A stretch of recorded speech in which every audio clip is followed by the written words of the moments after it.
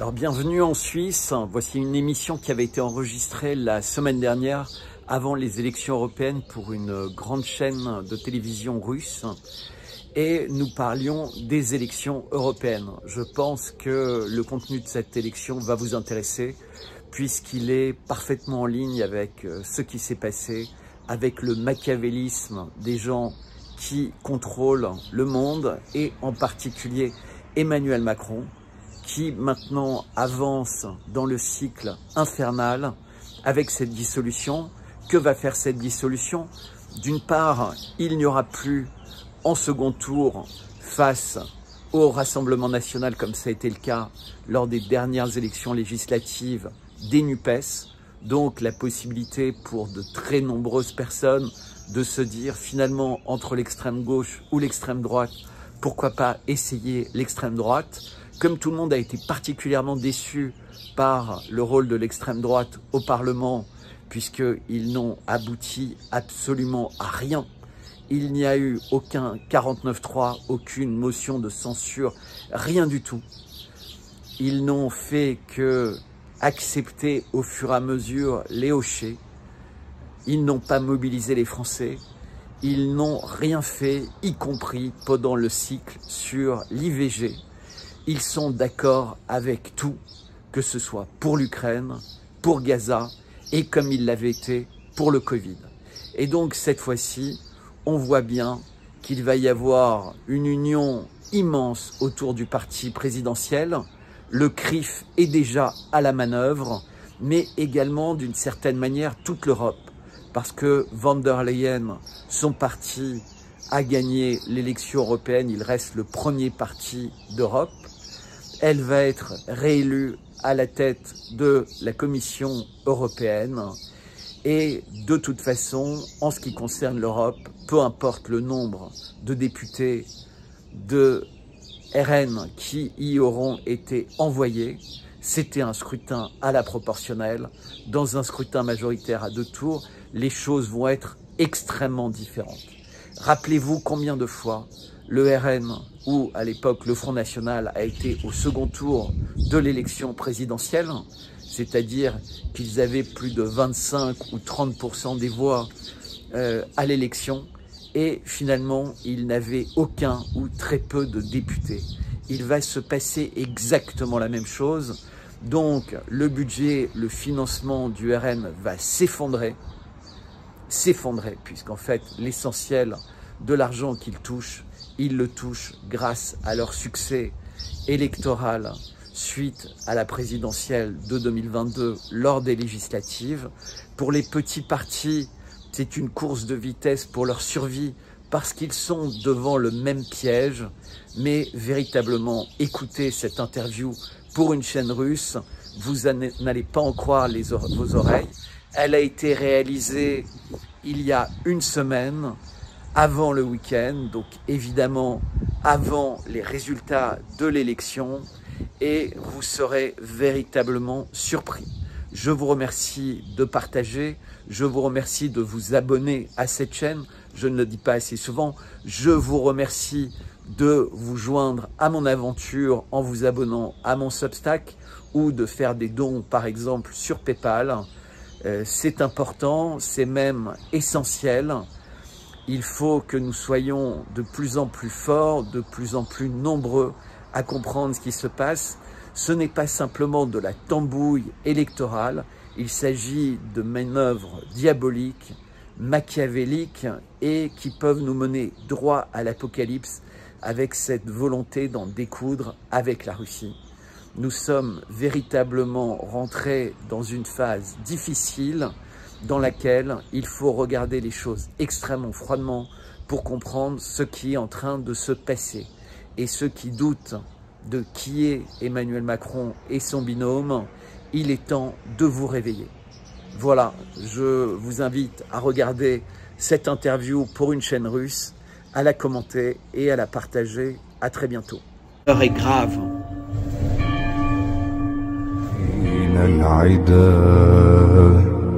سلام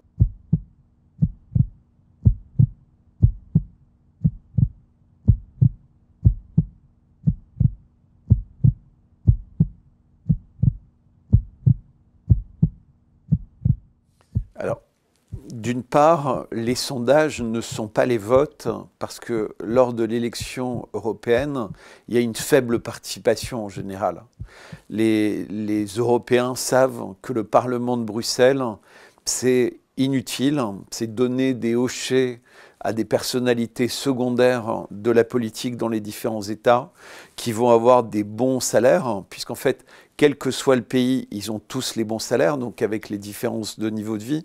Donc c'est quelque chose qui est très motivant pour les partis, pour donner des postes à un certain nombre de personnes qui ne peuvent pas être des députés nationaux ou des ministres. Ça, c'est la première chose. Ceux qui ont du pouvoir en Europe se trouvent à Bruxelles et c'est les commissaires européens. Et donc, la présidente de la Commission européenne, jusqu'à présent, c'est von der Leyen, elle est candidate. Effectivement, ce qu'on a vu, c'est que, par exemple, le parti de Mélanie et d'autres partis dits d'extrême droite ont décidé de rejoindre finalement une association de partis qui soutient la politique de von der Leyen. C'est-à-dire qu'au niveau européen, des partis ennemis dans leur pays deviennent amis. Donc en fait, personne ne comprend rien.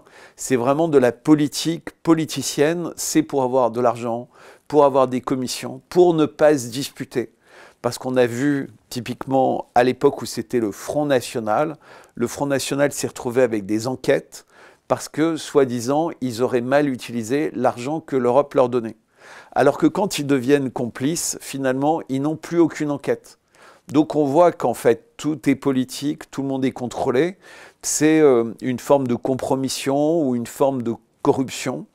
Et ça fonctionne tout le temps comme ça. En France, il y a 38 partis, 38 listes qui sont candidates aux élections européennes. D'une part parce qu'ils auront du temps d'antenne. Ils ont eu du temps d'antenne jusqu'à l'élection. Donc il y a des gens qui s'inscrivent juste pour avoir une heure de gloire à la télévision et proposer des idées un peu farfelues. On a le parti animaliste. Donc il n'y a pas un candidat qui est mis en photo. C'est un cochon, une oie, une vache. Ils font en général à peu près 1%. Donc c'est véritablement, les élections, c'est devenu n'importe quoi, parce que les gens n'ont plus confiance, et c'est une manière de dire, finalement, les Français sont prêts à voter pour n'importe qui ou n'importe quoi, si ça les amuse ou si ceci. Parce qu'en fait, on sait que les politiques nous disent quelque chose et ils feront l'inverse. Et par ailleurs, les rares personnes au niveau de l'Union européenne, donc au niveau du Parlement de Strasbourg, qui ont donné une bonne image aux Français, dès qu'arrive le moment de l'élection, ils retournent à l'intérieur de leur parti, qui a comme ligne politique exactement l'inverse de ce qu'ils ont dit entre les deux élections pour assurer. Donc ce n'est que en France, à 80 ou 90%, un discours qui est contre la Russie et pour Zelensky, et je dis bien pour Zelensky et pas pour l'Ukraine, parce qu'en réalité, si Zelensky ne fait pas d'élection en Ukraine, c'est parce qu'il est sûr qu'il ferait 15 ou 20%. Les Ukrainiens en ont ras-le-bol. Simplement, il n'y a plus de presse d'opposition, il n'y a plus de parti d'opposition, et c'est pareil chez nous en France. C'est-à-dire que le président de la République française, il continue à dire « si vous élisez ces gens-là, il n'y aura plus de vaccins. Si vous élisez ces gens-là, les Russes seront à Paris avant que vous ayez eu le temps de dire ouf. » Et donc, en fait, il n'essaie pas de convaincre, il n'essaie pas de dire « je suis au pouvoir depuis 7 ans, regardez les résultats de ma politique ». Il veut créer artificiellement la peur. Et la peur la plus simple, c'est celle sur laquelle les médias travaillent depuis 20 ans, 30 ans, c'est la peur des Russes, c'est la peur de Poutine. Et on sait que tout ça est absolument faux sur tous les théâtres d'opération, mais ça fonctionne parce que c'est rabâché en chaîne à la télé. Et moi, je m'intéresse aux télés russes, aux télés des différents pays, et le seul endroit où on prend les gens pour des personnes qui réfléchissent, c'est encore en Russie. En Occident, les médias subventionnés, et ils le sont presque tous, ne disent que le langage officiel, et qui va conduire à des résultats très surprenants aux élections européennes. D'une part parce qu'il y a des gens qui en ont marre, et d'autre part parce que tous les gens qui regardent la télé croient tout ce qu'on leur raconte.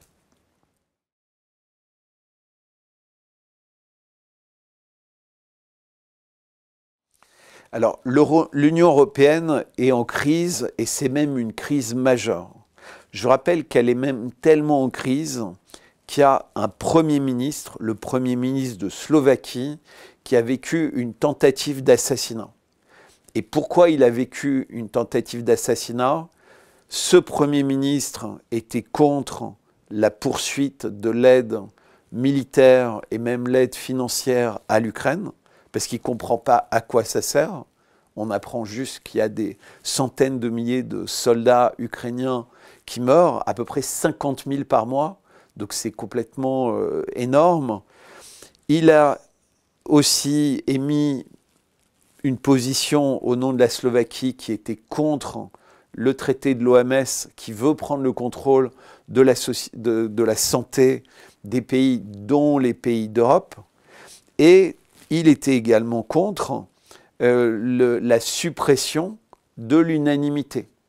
Parce qu'en fait, l'Union européenne est tellement en crise qu'elle est en train de vouloir supprimer le pilier le plus important qui était aucune décision importante ne se prend pas en dehors de l'unanimité des pays.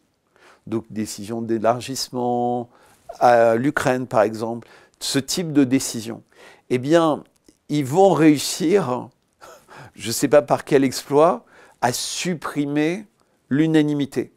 C'est-à-dire que bientôt, en réalité, Macron parlera, il aura une quinzaine de pays de toute façon qui répètent tout ce qu'il dit aveuglément, et tous les pays qui contestent, soit leurs ministres, soit leurs présidents seront assassinés. Je rappelle quand même qu'il y a un commissaire européen qui a menacé d'une part un Tchèque et un Hongrois d'avoir le même sort que Fico, le Premier ministre slovaque. C'est-à-dire qu'en réalité, maintenant, pour faire voter les gens, pour qui continuent à avoir de l'argent imprimé en Europe, on leur dit « soyez véritablement obéissants, sinon vous pourriez aussi être criblés de balles ». C'est complètement délirant.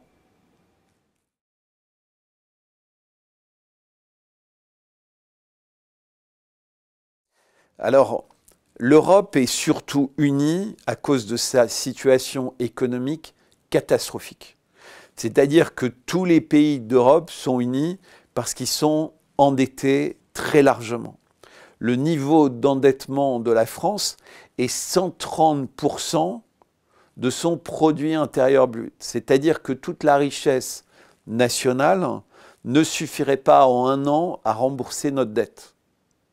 C'est complètement délirant.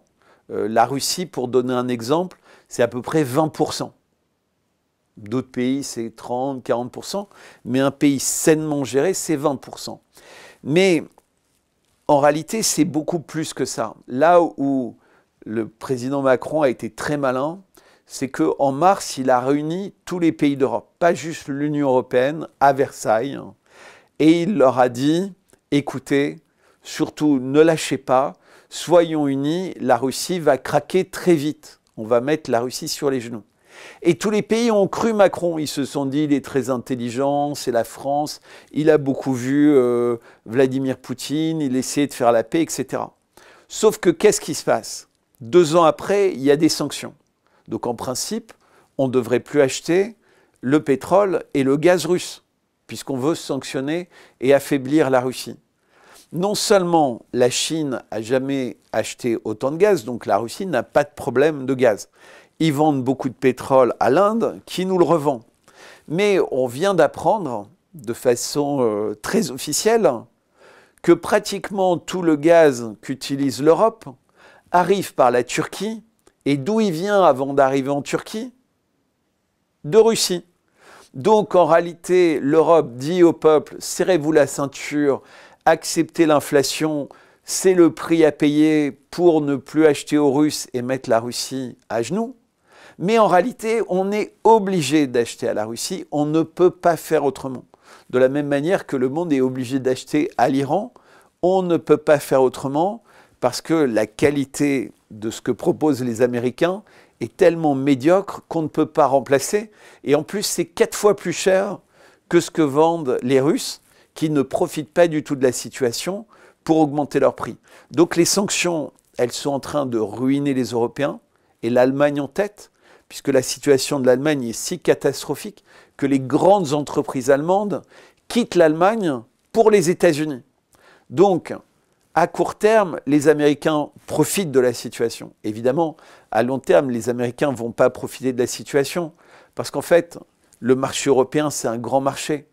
Donc si l'Europe est dans un chaos, pas possible. Les Américains qui gagnent beaucoup d'argent grâce à nous, qu'est-ce qui va leur arriver? Ils vont avoir l'effet induit, parce que le monde entier se sépare du dollar, parce que les gens ont compris que les sanctions contre les Russes n'étaient pas simplement des sanctions plus ou moins légales, il y a aussi eu la confiscation et le vol d'argent russe.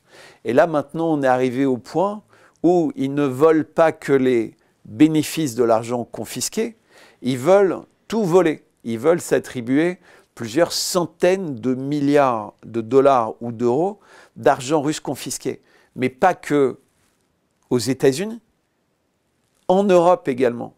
Et ça, évidemment, tous les pays qui avaient l'habitude de confier leur argent et d'utiliser l'euro et le dollar se disent « mais c'est pas possible, on va me payer avec cette monnaie et les gens qui me payent avec cette monnaie, ils pourraient décider de me la confisquer. Donc je vais leur envoyer les biens qu'ils m'ont achetés, mais eux, ils vont récupérer leur argent. C'est pas possible. On vit dans un monde où rien n'est rationnel. Et il se passe exactement la même chose avec les citoyens. Il faut quand même regarder que le taux d'imposition en Europe n'a jamais été aussi haut. Le taux d'imposition en Allemagne et en France est quasiment le plus haut taux d'imposition au monde.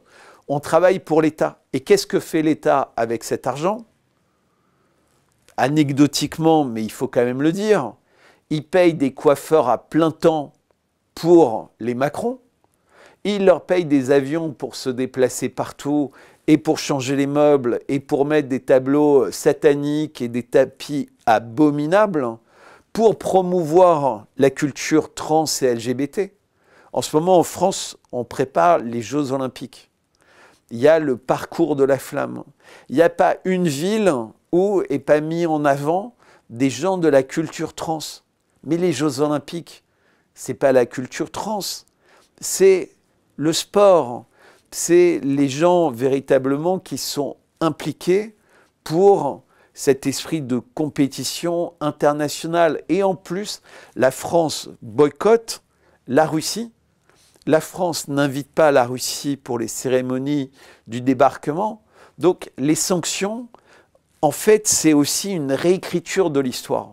C'est une réécriture de l'histoire des Jeux Olympiques qui ne sont pas faits pour sanctionner des pays, qui ne sont pas faits pour sanctionner des athlètes. Et c'est une réécriture de l'histoire, puisque la Russie, à elle seule, a perdu plus de vies que 5 fois toutes les vies perdues par les Alliés. 5 fois. Pourquoi? Parce qu'en fait, il y avait 10 fois plus de forces armées allemandes face à la Russie que face au débarquement des Alliés. Et qui a tué le plus de civils en France pendant la Deuxième Guerre mondiale? Les Américains.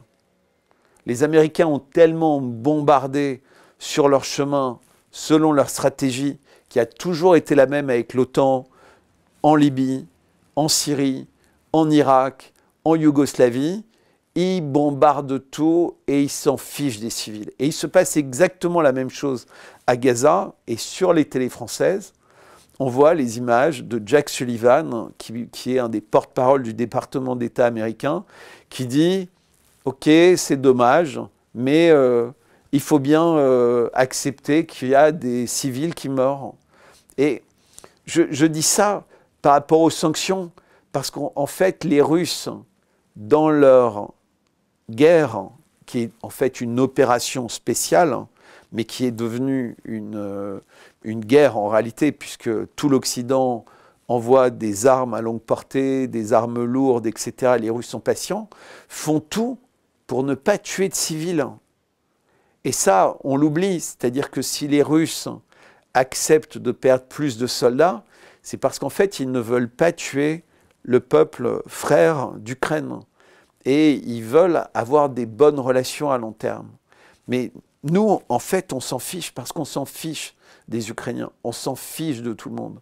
Et c'est toujours agréable de regarder Tolstoï ou les gens de l'ambassade ou d'écouter les discours de Vladimir Poutine ou Lavrov, parce qu'ils racontent de façon extrêmement synthétique ce qui se passe en vérité.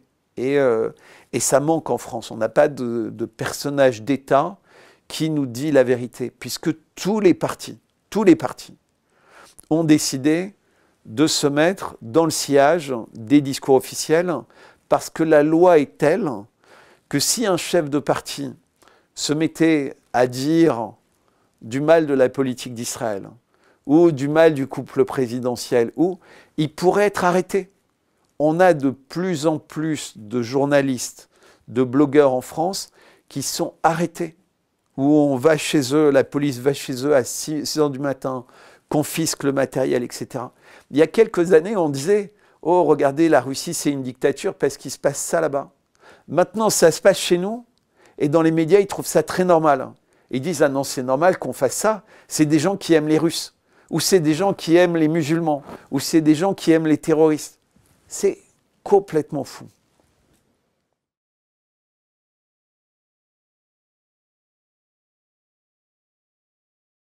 Alors, oui, évidemment, les élections vont affecter les relations entre les États et la Russie, puisque les commissaires européens sont choisis en réalité par les États les plus puissants. Et c'est eux qui prennent les décisions, c'est eux qui proposent les lois, c'est eux qui proposent les normes, c'est eux qui proposent tout ça.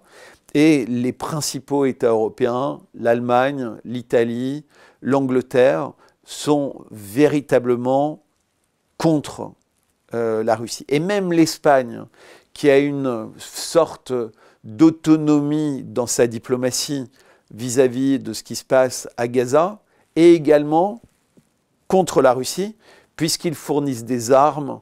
Ils ont même proposé un de leurs systèmes patriotes à l'Ukraine. Donc, les élections, qu'est-ce qu'elles vont faire? Les partis de droite, ils sont divisés sur la question.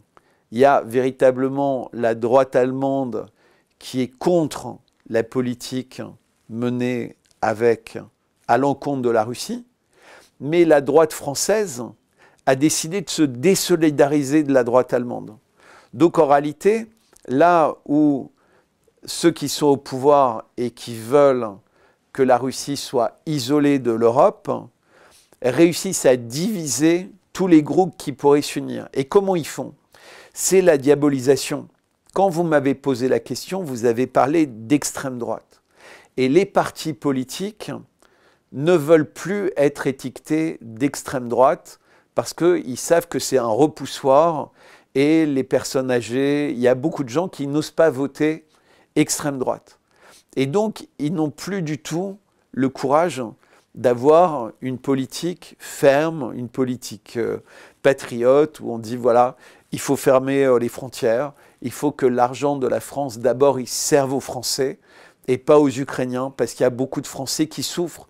Vous savez, c'est terrible quand vous êtes Français et que vous ne réussissez pas à l'hôpital, que vous ne pouvez pas changer votre paire de lunettes, que si vous avez des problèmes de dents, vous n'avez pas les moyens d'aller chez le dentiste ou d'avoir un rendez-vous, et de voir les milliards qui partent en Ukraine, et de découvrir dans les quartiers chics, dans les hôtels chics, dans les palaces à Cannes, que les plus belles chambres, les plus belles voitures, elles ont des immatriculations ukrainiennes, qu'en Ukraine, les gens font la fête, qu'il y a des boîtes de nuit incroyables, que le champagne coule à flot, qu'il y a des berlines. Mais le problème, c'est que les gens qui voient ça sont ceux qui sont observateurs quand ils se promènent à côté des grands hôtels ou ceux qui vont sur Internet pour regarder quelle est la réalité. Mais à la télé, on donne toujours l'impression que l'Ukraine souffre et que c'est uniquement de la faute de la Russie. Si l'Ukraine souffre, c'est parce qu'en fait, en mars, quand un accord de paix a été signé, eh bien, quelques pays européens, en particulier l'Angleterre, la France et l'Allemagne, ont expliqué aux Ukrainiens qu'ils allaient gagner la guerre. Eh bien, l'Europe, c'est pareil. L'Europe, en fait, ce n'est plus la paix. L'Europe, c'est devenu la guerre. Et donc, ces élections vont être des élections comme un référendum pour ou contre la guerre avec la Russie. Eh bien, il n'y a aucun grand parti politique, en tout cas en France, qui a dit « nous ne sommes pas pour fournir des armes à l'Ukraine ». Or, on sait très bien que la paix ne sera possible que quand l'Europe arrêtera de fournir des armes à l'Ukraine et diront « nous, on veut la paix, donc on ne donne plus d'armes à l'Ukraine, on veut que l'Ukraine devienne neutre, on comprend la position des Russes, en revanche, on va aider l'Ukraine à se reconstruire ». Ça, ce serait une attitude normale, mais on ne veut même pas reconstruire l'Ukraine. On veut prendre l'argent des Russes pour donner de plus en plus d'armes. Le président français vient d'annoncer qu'il donnait des Mirage à l'Ukraine, 5. Alors, ce n'est pas grand-chose, mais la France n'a pas beaucoup d'avions. Donc, c'est une grosse partie de nos avions. À l'échelle de ce qu'est cette opération spéciale ou guerre, on peut appeler ça comme on veut, la France est en train de donner une grande partie des avions opérationnels dont elle dispose. Mais c'est un message, ça veut dire qu'on est véritablement prêt à tout pour affronter et provoquer les Russes. Que veut le président français? Il sait très bien que l'Ukraine ne peut pas gagner. Il veut emmener tout le monde dans la guerre. Ou alors, il pense que la Russie pourrait accepter d'avoir à 300 km de Moscou des missiles nucléaires rapides qui pourraient détruire la Russie en quelques minutes. Évidemment, non. La Russie a besoin d'avoir une Ukraine neutre, une Ukraine amicale et une Ukraine pas belliqueuse. Donc, ce que veulent les gouvernements, c'est véritablement changer le régime en Russie et que la Russie devienne ce qui est en train de devenir les États-Unis. Il n'y a qu'à voir à quoi les États-Unis ressemblent. C'est des grandes villes avec des centaines de milliers de personnes qui vivent dans une pauvreté extrême, des gens qui ne savent plus quel est leur sexe, la drogue, la prostitution, l'immigration massive et finalement la perte de toute identité. Je ne pense pas que les Russes veulent ça et je crois que les Européens n'ont pas compris que c'est leur destin.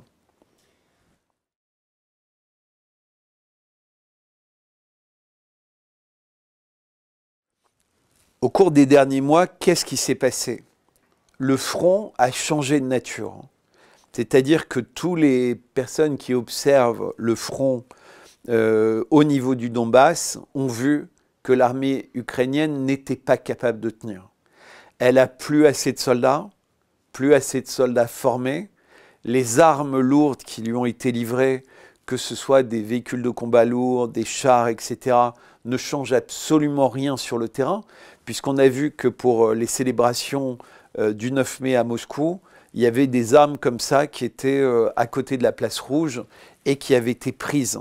Donc, pour continuer à aider et à envoyer des milliards à l'Ukraine, il ne faut plus juste dire c'est nécessaire pour battre la Russie. Maintenant, tout le monde comprend que la Russie ne sera pas battue. Et donc, le discours, c'est en réalité, la Russie ne s'arrêtera pas à l'Ukraine. L'Ukraine risque de tomber.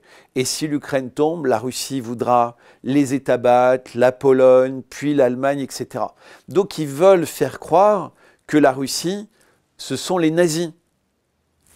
L'idée, c'est de dire, en fait, Poutine, c'est un nouveau Hitler qui a l'intention d'envahir toute l'Europe. Alors qu'évidemment, la Russie, c'est le plus grand pays du monde, de loin.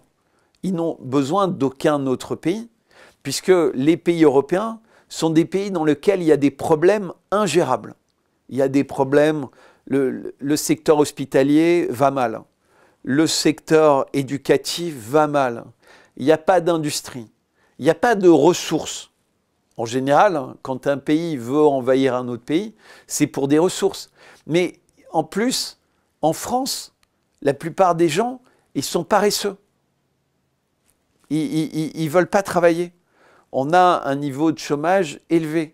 C'est vrai également en Allemagne. Et les gens qui travaillent, ils préféraient presque aller vivre en Russie parce qu'il y a une croissance forte, il y a un système éducatif de haut niveau, la santé est de très haut niveau et véritablement les prix sont imbattables puisque pratiquement tout est gratuit.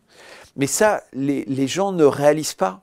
En fait, ils ont l'impression que la Russie aujourd'hui, c'est pire que la Russie sous Staline. Parce qu'en fait, on ne voit pas les images. Comme on censure les sportifs russes, on censure le drapeau russe, on censure les images de Russie. Les gens ne s'en rendent pas compte. Donc le langage, c'est de créer artificiellement ce que serait la Russie. Et hier, à Saint-Pétersbourg,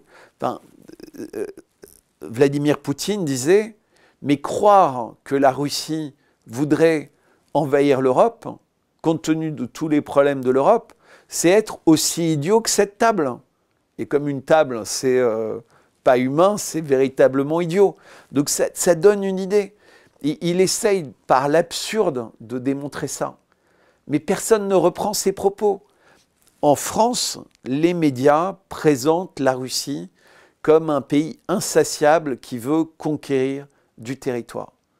Donc, le discours, il est uniquement pour pouvoir continuer à donner des milliards et continuer à faire couler le sang.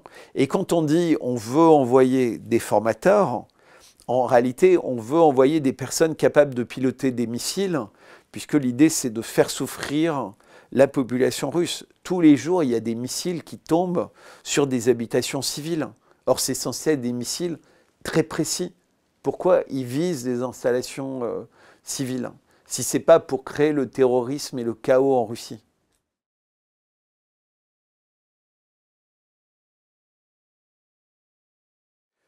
Alors déjà, l'Union européenne, elle n'est pas démocratique. L'Union européenne, elle a une assemblée qui est à Strasbourg et qui a très peu de pouvoir.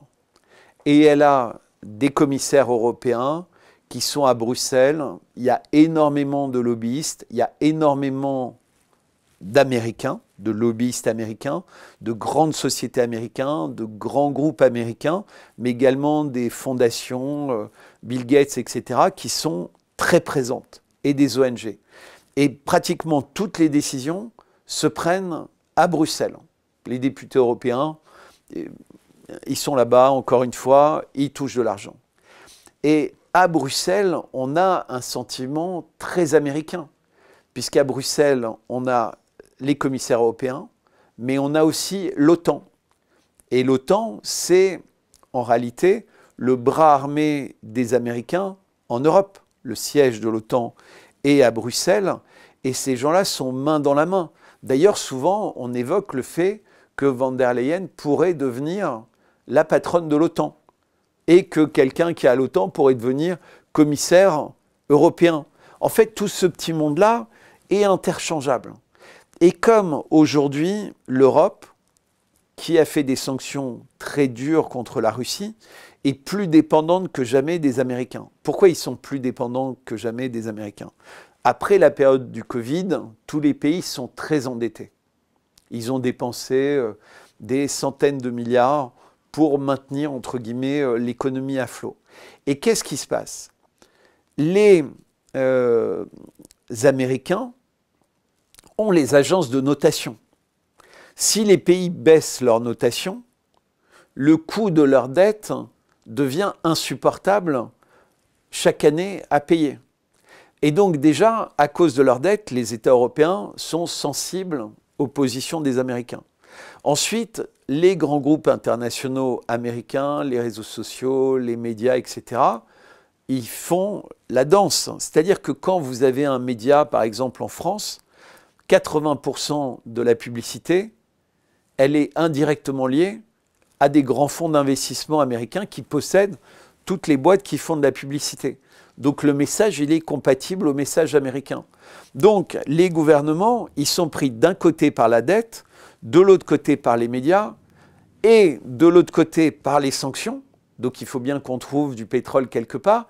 Et comme les Américains décident des sanctions, les Européens, ils sont obligés de trouver des systèmes qui plaisent aux Américains. Donc ils achètent beaucoup de gaz aux Américains, ils achètent beaucoup de choses aux Américains, et en contrepartie, ils ont le droit d'acheter du gaz russe devenu, ou du pétrole russe devenu indien ou turc, beaucoup plus cher, mais parce que sur le chemin, il y a des boîtes américaines qui ont pris leur commission.